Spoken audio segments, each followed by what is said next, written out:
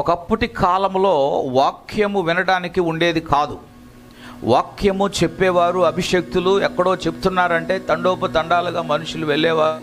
2 రోజులు 3 రోజులు అక్కడ కూర్చొని వాక్యం విని, ఎంత పరిజ్ఞానముతో వచ్చే వాక్యం కాదు కానీ పరిశుద్ధాత్మ దేవుడు పలికిన మాటను బట్టి వారు దాన్ని హత్తుకొని వారు భక్తిలో జీవించేవారు, ఆధ్యాత్మిక జీవితంలో కొనసాగేవారు. కానీ ఇప్పుడు నేటి కాలములలో బోధలు ఎక్కువైపోయాయి, బోధకులు ఎక్కువయ్యారు.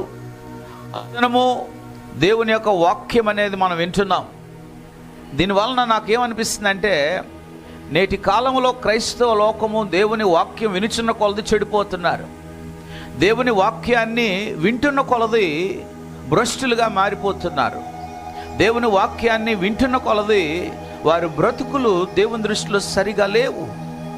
ఒకప్పటి కాలంలో ఉన్న భక్తి ఇప్పుడు లేదు. వాక్యం వింటున్న కొలది భక్తిహీనులుగా మారారు. వాక్యం వింటున్న కొలది ప్రార్థనహీనులుగా మారారు. వాక్యం వింటున్న కొలది అవిశ్వాసులుగా మారారు.